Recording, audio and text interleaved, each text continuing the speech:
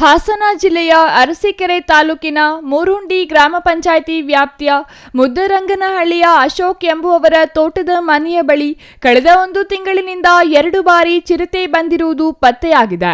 ಮನೆಯ ಸಿಸಿಟಿವಿಯಲ್ಲಿ ಚಿರತೆ ಓಡಾಡಿರುವ ದೃಶ್ಯ ಸೆರೆಯಾಗಿದೆ.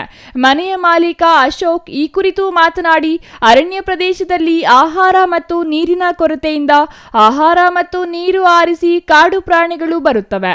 ಅರಣ್ಯ ಇಲಾಖೆಯವರು ಕಾಡು ಪ್ರಾಣಿಗಳಿಗೆ ಆಹಾರ ಮತ್ತು ನೀರಿನ ವ್ಯವಸ್ಥೆ ಕಲ್ಪಿಸಲು ಮುಂದಾಗಬೇಕು ಎಂದರು.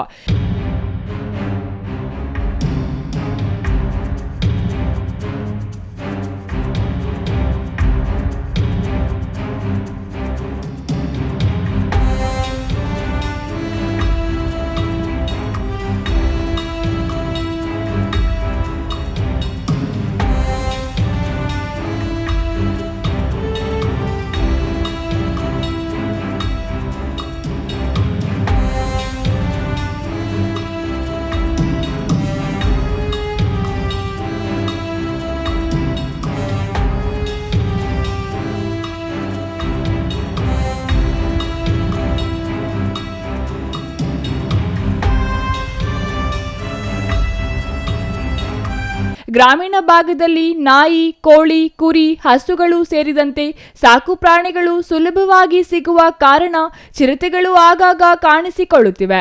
ಅರಣ್ಯ ಇಲಾಖೆ ತೀವ್ರ ನಿಗಾ ವಹಿಸಬೇಕಿದೆ.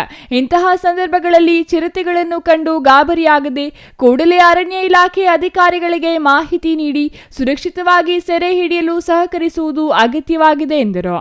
Chandru Yadav, CTV news, Arsikere.